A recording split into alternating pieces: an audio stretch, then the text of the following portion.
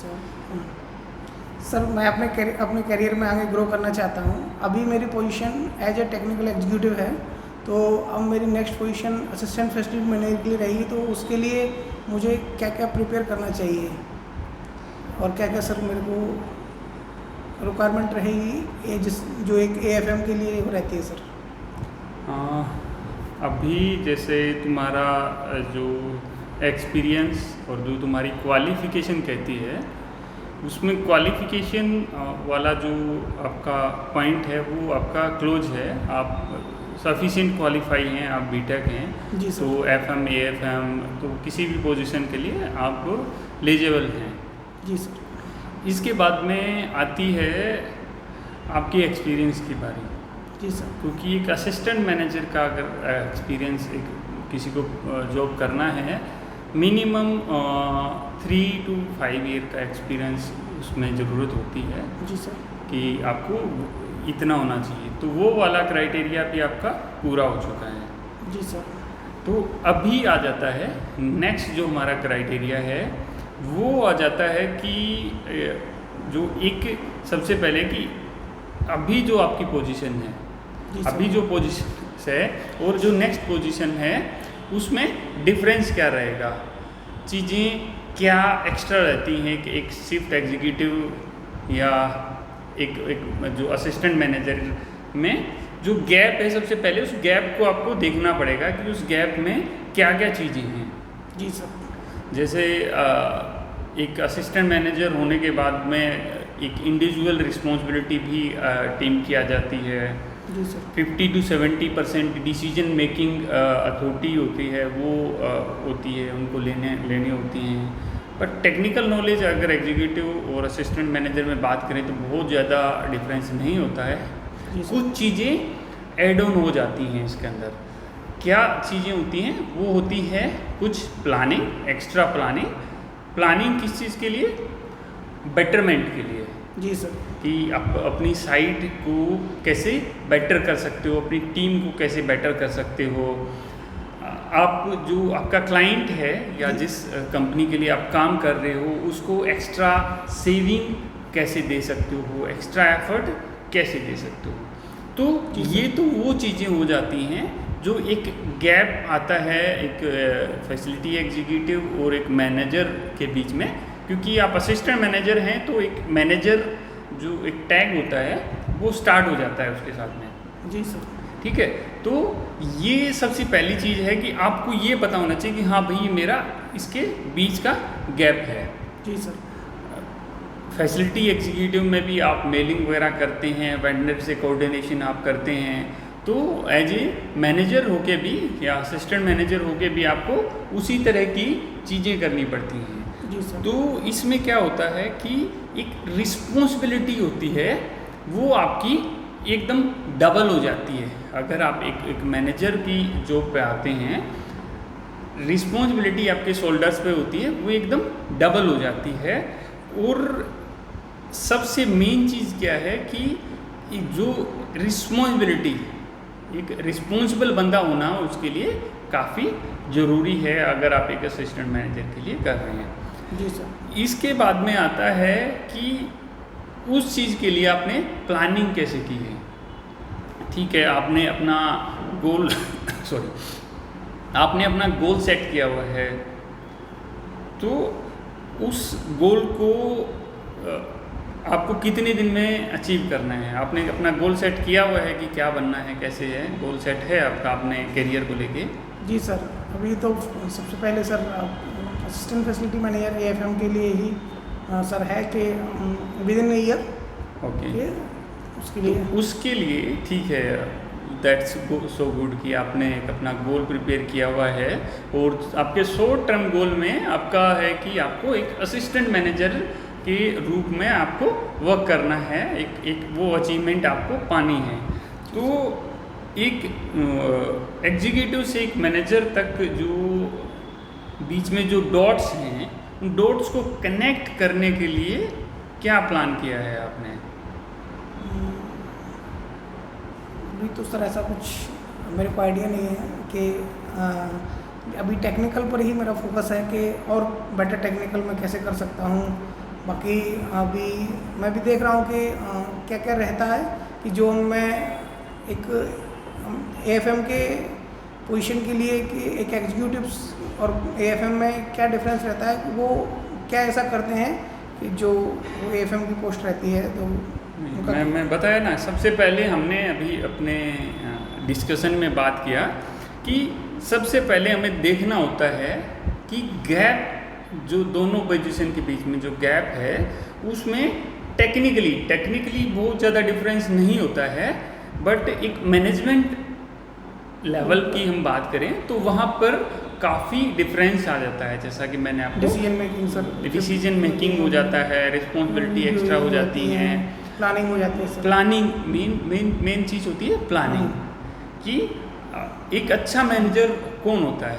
एक अच्छा मैनेजर वही होता है जो अपनी टीम को एक अच्छी तरह हैंडल करे, अपने क्लाइंट को पूरी तरह से सेटिस्फाई करके रखे, तो उसी को हम एक सक्सेसफुल मैनेजर बोल सकते हैं।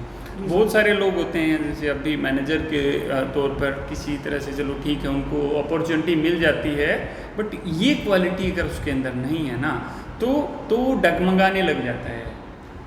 मतलब क्लाइंट से बार बार क्लैश रहेगा, चीज़ें अच्छी तरह नहीं कर पाएंगी। तो अगर आपको एक मैनेजरली स्किल में आप जा रहे हैं ना, तो ये चीज़ें काफ़ी ज़रूरी हैं। और ये चीज़ें कैसे आती हैं? ये चीज़ें लर्निंग से आती हैं और अपने अंदर से एक पॉजिटिव थिंक निकलना चाहिए कि हाँ ठीक है मैं ये चीज़ें कर सकता हूँ। थोड़ा फोकस करना पड़ता है और चीज़ों को थोड़ा फॉलो करना पड़ता है। ऐसा नहीं है कि एक मैनेजर कोई बहुत बड़ी एक उपलब्धि है कि वहाँ तक हम नहीं पहुँच सकते हैं। हम डेफिनेटली पहुँच सकते हैं, बहुत ईजीली पहुँच सकते हैं। उसके लिए मैंने बताया कि जैसे आपने बताया कि गोल आपने सेट है, बट एक जो हमारी दोनों पोजीशंस हैं उनके बीच में जो डॉट्स लगे हुए हैं उन डॉट्स को हमें कनेक्ट करना है। जी सर। डॉट्स को कैसे कनेक्ट करेंगे? पहला डॉट कनेक्ट होता है चीज़ों का गैप पता करके भी इन दोनों के बीच में गैप क्या है, फिर हमारी गोल के लिए नेक्स्ट स्टेप के ऊपर जाते हैं कि जैसे मैंने अपनी एक रिसेंट एक वीडियो में मैंने करीब 31 पॉइंट्स के बारे में जिक्र किया था कि 31 पॉइंट्स ऐसे पॉइंट्स हैं वो जिसमें आप एक मैनेजर की सारी चीज़ें उसके अंदर आ जाती हैं कि उसको क्या कुछ देखना होता है। जैसे कि एएमसी है, एएमसी का हमें देखना है, कंप्लेंट ट्रैकिंग हमें देखना है। ठीक है, डायरेक्टली आपको नहीं देखना है, आपकी टीम को फॉलो करना है, कुछ चीज़ें आपको फॉलो करनी हैं। तो जो 31 पॉइंट्स मैंने बताए थे, मैंने कंटिन्यू 2 वीडियोस दी हैं, उसमें वो इस लेवल के बीच के कुछ डॉट्स को कनेक्ट करने में काफ़ी हेल्पफुल हैं। उनमें से कुछ मैं अभी 1-2 पॉइंट्स तो मेरे को वैसे भी याद है कि उसमें हमारा एएमसी का रहता था, हमारा शेड्यूलिंग रहता था, पीपीएम शेड्यूलिंग, एसओपी हैं, एसओपी होती हैं, उनको टीम साइड पर कैसे इम्प्लीमेंट करना है। और जब आप एक मैनेजर का इंटरव्यू देने जाते हैं ना, तो टेक्निकल तो पूछा जाता है, क्योंकि अगर आप एक टेक्निकल बैकग्राउंड आपका अच्छा है ना, अगर आप आपका फाउंडेशन अच्छा है, आप नीचे से अच्छी तरह सीखते हुए स्टेप बाय स्टेप आए हैं, तो आपका जो पिलर है वो इतना स्ट्रॉन्ग होगा कि वो डगमगा नहीं सकता है। टेक्निकली तो नहीं डगमगा सकता है। डिसीजंस आपको ठीक है, अगर आपके अंदर डेडिकेशन है, आप कुछ करना चाहते हैं, तो डिसीजन आहिस्ता आहिस्ता आपके अंदर डिसीजन मेकिंग जो अथॉरिटी है, पावर है, वो जनरेट होने लग जाती हैं। ऐसा नहीं कि एक दिन में ही सारी चीज़ें हो जाती हैं, चीज़ें थोड़ा सा टाइम लेती हैं। बट एक चीज़ उसमें सबसे इम्पोर्टेंट है कि आपको अपने आप पर कॉन्फिडेंट होना चाहिए कि हाँ मैं कर सकता हूँ। सबसे पहली चीज़ है, अगर आप कुछ भी कर रहे हैं ना, कि सबसे पहली चीज़ है कि हाँ मैं कर सकता हूँ। अगर आपके कॉन्फिडेंट में थोड़ा सा भी ये है नहीं यार कैसे करेंगे, ये क्या होगा, ये क्या इतनी बड़ी साइट है, अगर सपोज आपको कहीं पे अपॉइंटमेंट मिल जाता है, आपके माइंड में रहता है, मैंने बहुत सारे बार देखा है, सर इतनी बड़ी साइट रहेगी, इसको कैसे मैनेज करेंगे। तो नेगेटिविटी माइंड में जब तक रहेगी ना, तो प्रॉब्लम्स आएंगी।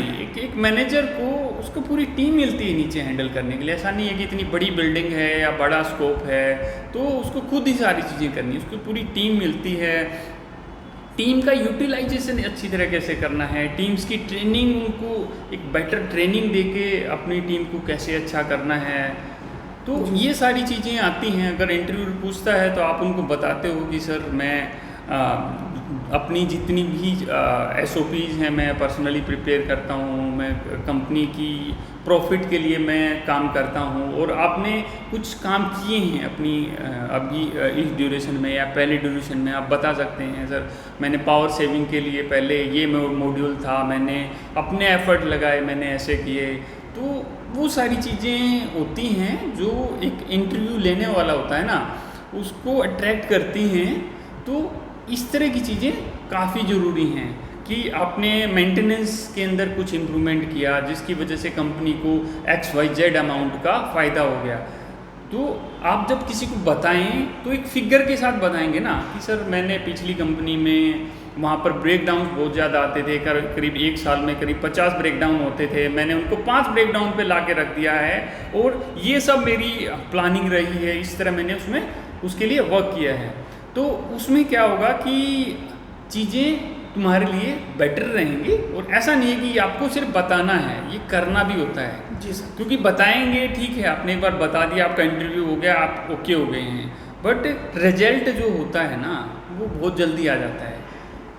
तो जो आपकी प्लानिंग है, इनोवेशन है, न्यू इनोवेशन के बारे में सोचना है कि नया कैसे कर सकते हैं। सिस्टम पुराना तो चल ही रहा है ना उसके पास, आप कहीं भी जाते हैं ना तो वहाँ चीज़ों को देखिए, चीज़ों को समझिए और फिर उसके अंदर चेंज करके उसको बेटर कीजिए। जी सर। तो ऐसा नहीं है, जैसे अब मैंने बताया कि आपके पास आपकी क्वालिफ़िकेशन काफ़ी है जो सफिशिएंट है एक मैनेजर के लिए, आपकी टेक्निकल नॉलेज भी अच्छी है एक मैनेजर के लिए काफ़ी है। तो अभी गैप एक ही चीज़ बचा हुआ है कि इनोवेशन में क्या होता है कि आप सेविंग कैसे कर सकते हैं, नए नए मॉड्यूल कैसे बना सकते हैं, टीम को बेटर कैसे बना सकते हैं। सॉरी, आपकी अगर 50 कंप्लेंट्स आती हैं एक दिन में तो मैं कहता हूँ कि आपको कुछ करना है उसके अंदर, तो क्या रहेगा तुम्हारा, मतलब किस तरह का उन कंप्लेंट्स को कम करोगे। मेरे इधर सिस्टम बना हुआ है, 50 कंप्लेंट आती हैं और मेरे लिए नॉर्मल है वो 50 कंप्लेंट। मैं बोलता हूँ कि मेरे को इन कंप्लेंट्स को कम करना है, तो क्या प्लानिंग होगी, किस तरह उसको कम कर सकोगे। सर हम अपने PPM पे वर्क करेंगे कि हमारी कंप्लेंट्स क्यों आ रही हैं, कि हम कहाँ ऐसा कुछ कमी रह रही है कि जो हम टाइमली उसको नहीं कर पा रहे हैं, या वो कमी आने का रीज़न क्या है, रीज़न पता करेंगे। यदि हमें कंप्लेंट कम करनी है तो ये कंप्लेंट किस रीज़न से आ रही है और इनके लिए हम क्या कर सकते हैं। जो जिस कंप्लेंट का बात कर रहा हूँ, ये एक कॉमर्शियल बिल्डिंग है जिसमें से किसी कारपेंटिंग की, प्लम्बिंग की, लाइटिंग की कंप्लेंट इस तरह आती रहती हैं। और क्लाइंट को भी इतना इशू नहीं है कि पहले 100-150 कंप्लेंट आती थी, वहाँ से 50 पे एक मैनेजर आया अच्छा सा, उसने 50 पे ला के रोक दिया है। जी सर। आप जाते हो आप मतलब थिंकिंग क्या रहेगी उसको लेके कि कितनी कम करें आप कंप्लेंट को। जितनी कम कर सकते हैं सर। मैंने बोला ना मैं एक नंबर पे बात कर रहा हूँ कि 50 आती हैं, आपका एम क्या रहेगा, कितनी कंप्लेंट कम हो जाए। कम से कम 5 से 10 आए, उसके लिए हमें अपना टाइमली PPM करें। PPM में कुछ और क्या कर सकते हैं जिससे जो कंप्लेन आ रही है वो ना आए।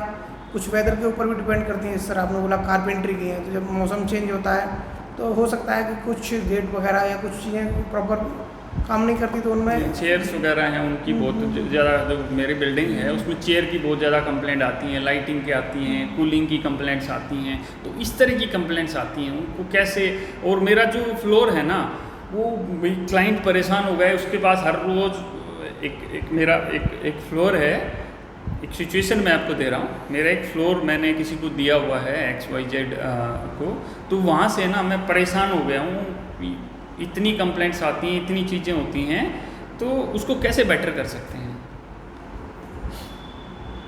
सबसे पहले तो सर हम अपनी टीम के साथ डिस्कस करेंगे ये कंप्लेंट क्यों आ रही है, इसके लिए हम क्या कर सकते हैं, क्योंकि अल्टीमेटली हमारी टीम को ही कुछ ना कुछ करना है और जो भी कुछ इम्प्रूवमेंट करना है हमें, तो पहले हमें टीम से फीडबैक लेना चाहिए खुद भी ऑब्जर्वेशन करना चाहिए कि भाई क्या रीज़न है कि ये कंप्लेन आ रही है और इसके लिए हम क्या कर सकते हैं, क्या ऐसी चीज़ें हैं जो पीपीएम में हम कवर कर सकते हैं। यदि कुछ कंप्लेंट्स हमारी यदि हैं जो यदि हम पीपीएम में कुछ यदि इम्प्रूवमेंट करते हैं या शेड्यूल में अपने में, तो जो हम कम कर सकते हैं, तो हम काम कर सकते हैं। That is so good. इसके साथ साथ में जो मेजर की है, मैं आपको बता रहा हूँ, जो मेजर की है चीज़ों को कंट्रोल करने की, वो होती है आपकी फेस वैल्यू, आपका फीडबैक। अगर जिस फ्लोर से आपकी कंप्लेंट्स आ रही हैं, आप पर्सनली आपकी टीम जाके उधर चीज़ों की फीडबैक ले, आपने कंप्लेंट क्लोज किया है, आप कस्टमर से बात करें कि सर ये कंप्लेंट है आपकी क्लोज हो गई है। सपोज किसी वजह से कोई कंप्लेंट आधे घंटे में क्लोज होनी चाहिए, आपने 3 घंटे लगा दिया, तो आप उनको बताएं कि sir I am so sorry कि आपकी इस कंप्लेंट में इतना ज़्यादा टाइम लगा है, बट किसी XYZ रीजन की वजह से हुआ है, वी अनश्योर कि आपको आगे से नहीं हो। ये चीज़ें हम बाई फ़ोन हम बात कर सकते हैं, फ़ेस टू फेस जाके बात कर सकते हैं। हम फीडबैक फॉर्म एक लगा के कि महीने में एक बार एक फ़ीडबैक फॉर्म एक बंदे से लेके कि उसकी क्या चीज़ें हैं, उसकी हमें क्या उधर रूट्स के अंदर जाना होता है। जी सर। ठीक है, हमारी टीम तो क्या करेगी ना, टीम को कुछ दी, हम तो पूरा काम करते हैं सर, क्या करें कंप्लेंट आती हैं। टीम क्या होती है, टीम को इसीलिए तो एक मैनेजर रखा जाता है कि हम वो आपको क्या करना है, आपको रूट्स पे वर्क करना है। ठीक है, टीम से भी हमें मिलेगा कि किस तरह कंप्लेंट आती है, हमें बैठ के प्लान बनाना है, सोचना है कैसे करना है। मेनली क्या होती है ना, फीडबैक। आज तक जितनी भी बड़ी बड़ी कंपनीज हैं, जो भी हैं ना, फीडबैक एक इतनी बड़ी पावर है जो चीज़ों को बढ़ा भी सकती है और गिरा भी सकती है। अगर आप फीडबैक नहीं ले रहे हैं ना, कस्टमर से आप फीडबैक लेते हैं तो उससे चीज़ें पॉजिटिव होती हैं। हम अपनी जर्नल लाइफ में ही अगर हम एक एग्जांपल ले लेते हैं, आप बाहर कहीं भी खाना खा रहे हैं, कहीं बहुत 5 स्टार जगह नहीं, आप कहीं मतलब ठेली पे आप खाना खा रहे हैं, आपको कुछ छोले कुलचे खाने पसंद हैं, आप छोले कुलचे खाने चले गए हैं। आप खाना खाने के बाद में अगर जो जो जो ठेली वाला आपसे पूछता है, सर आपको कैसा लगा, सर कैसा बना हुआ था, तो चीज़ें क्या होगी ना, भाई आपको नहीं यार कितना अच्छा बंदा है यार, मेरे से चीज़ों के बारे में पूछ रहा है कैसा बना है, हाँ नहीं यार सब कुछ ठीक था, इसमें थोड़ा सा ना ये मसाला थोड़ा सा मुझे ज़्यादा लगा। ठीक है सर, आगे से आप कभी भी आएंगे ना हमारे को तो प्लीज़ बताइएगा कि मसाला उसी हिसाब से लगाएंगे। तो क्या होगा ना, आपके माइंड में जाएगा कि वो पॉजिटिव जाएगा, क्योंकि इस तरह की चीज़ें हर कोई नहीं कर रहा है। फीडबैक भी लोग ले रहे हैं ना, वो एक फॉर्मेलिटी के लिए ले रहे हैं कि नहीं यार कंपनी से है, बस फीडबैक लेना है, तो हर महीने का एक फीडबैक फॉर्म भर के देना है। तो उस तरह वर्क नहीं करना है, एक बेटर वे में काम करना है और एक अच्छे रिस्पॉन्स देते हुए हमें काम करना है। हम कहीं पर जाते हैं ना, एक चीज़ है जो मैंने भी लर्न की है, वो ये है कि पहले जैसे आप जहाँ पर काम कर रहे हैं ना, तो आप ये सोचते हैं कि भाई ठीक है कर रहा हूँ कंपनी के लिए काम कर रहा हूँ। जिस दिन आप उस कंपनी को अपना समझ के, सपोज जिस फैसिलिटी में आप हैं या जिस प्रमाइसिस में आप वर्क कर रहे हैं, वहाँ ये समझेंगे कि ये प्रमाइसिस मेरी अपनी है और मुझे इसमें मैक्सिमम सेविंग देनी है, मैक्सिमम एफर्ट देना है, और आपकी टीम उसी तरह सोचेगी। वो एक लीडर का ही काम होता है, एक मैनेजर का ही काम होता है कि टीम की थिंकिंग को कैसे चेंज करना है। हमें बस एक एम्प्लॉय बन के नहीं वर्क करना है, एक कंपनी का एक पार्ट बन के अगर हम काम करेंगे ना, तो हम बहुत ज़्यादा एक्स्ट्रा हम दे पाएंगे। तो ये सारी चीज़ें हैं जो एक अच्छे ग्रो होने के लिए, एक अच्छा लेवल पर हमें जाने के लिए हमारे को हेल्प करती हैं। और जिसकी थिंकिंग इस तरह की होती है ना, वो लाइफ में चौके छक्के ही लगाता है। जैसे सचिन है ना, आजकल सचिन को सब जानते हैं, इतने अच्छे, उन्होंने बहुत छोटी एज में अपना करियर स्टार्ट किया था, तो वो चौके छक्के लगाने वाले हैं। तो इस तरह का आपका चीज़ें रहेंगी ना, तो आपकी जॉब सिक्योर रहेगी, आपको डर नहीं रहेगा यार मेरी नौकरी छूट गई तो क्या होगा, क्योंकि लोगों को चाहिए हैं इस तरह के इनिशिएटिव लेने वाले लोग चाहिए होते हैं, जो कंपनी को अपना समझ के काम करें और अपना बेस्ट एफर्ट दे के बेस्ट रिजल्ट लेके आएँ। तो आई थिंक आपको समझ में आ गया होगा कि जी एक सर। नेक्स्ट लेवल के लिए क्या करना पड़ेगा। मैंने नेक्स्ट नहीं, आपको अगले 2 लेवल के लिए चीज़ें बता दी हैं कि आप कैसे कर सकते हैं। आप नॉलेज वाली ठीक है, आपको टेक्निकल नॉलेज है, बट टेक्निकल नॉलेज कभी ऐसा नहीं होता कि पूरी हो गई है। आपको बढ़ाते रहना है, आपको बढ़ते रहना है, नई नई चीज़ें देखते रहना है। और आप जब बैठते हैं ना तो माइंड पॉजिटिव ज़रूर होना चाहिए। जैसे हम सुबह उठते ही क्या होता है, आज मैं कोई वीडियो देख रहा था कि अपने आप को पॉजिटिव मतलब कैसे रखें। तो ये चीज़ें ना हमारी थॉट्स पे डिपेंड करती हैं। जी सर। अगर सुबह उठते ही तुमने सोचा अरे यार आज तो बस ये प्रॉब्लम थी, अरे भाई उसके बाद ये दूसरी वाली प्रॉब्लम थी, तो क्या होगा ना, वो नेगेटिव ही थॉट्स आने लग जाएंगे। सुबह उठते ही पॉजिटिव चीज़ें सोचनी हैं, पॉजिटिव चीज़ों में ध्यान देना है। हाँ भाई, हाँ कल का दिन अच्छा था, आज का भी दिन अच्छा रहेगा, कुछ चीज़ें थी उनको बहुत अच्छी तरह करना है, मैं और बेटर तरीके से करूँगा, और मैं कोई भी काम है मैं उसको आज तो कर ही दूंगा। तो चीज़ें पॉजिटिव अगर सोचेंगे ना तो पॉजिटिव ही रिजल्ट आएगा। तो टीम में भी कुछ लोग होते हैं नेगेटिव होते हैं, तो नेगेटिव लोगों से दूर रहें, माइंड में पॉजिटिविटी सोचें, और कुछ इन्हें न्यू डिफरेंट करने की सोचें। देखो जो लोग सब लोग कर रहे हैं ना उस तरह करोगे तो वो एक भेड़चाल कहलाई जाएगी। आपको अलग दिखना है ना, एक यूनिक बनना है, तो यूनिक काम भी करने पड़ेंगे। जी सर। ठीक है, तो मे बी इतना काफ़ी है जी इसके लिए। तो फ्रेंड्स, अगर आप किसी भी पोजीशन के लिए, आप लाइफ में आगे बढ़ने के लिए, कुछ भी करने के लिए आप कर रहे हैं, सबसे पहली चीज़ है पॉजिटिव थिंकिंग। और चीज़ों में आप वर्क कर रहे हैं, चाहे आपका अपना बिजनेस है, तो चीज़ों में आपको घुसना पड़ेगा, काम को अपना समझ के काम करना पड़ेगा, तो रिजल्ट बहुत ही डिफरेंट आएगा। फ्रेंड्स, अगर आपको ये वीडियो, ये डिस्कशन अच्छा लगे तो प्लीज़ इसको लाइक कीजिए, शेयर कीजिए, और बेल आइकन जरूर दबाइएगा, क्योंकि बेल आइकन आप दबाएंगे तो आप मेरी सारी वीडियो के नोटिफिकेशन देख पाएंगे। बहुत ही अच्छी अच्छी वीडियोज़ आपको मिलने वाली हैं, आपकी लाइफ को चेंज करने वाली वीडियो आपको मिलने वाली है। तो फ्रेंड्स, ठीक है, थैंक यू सर।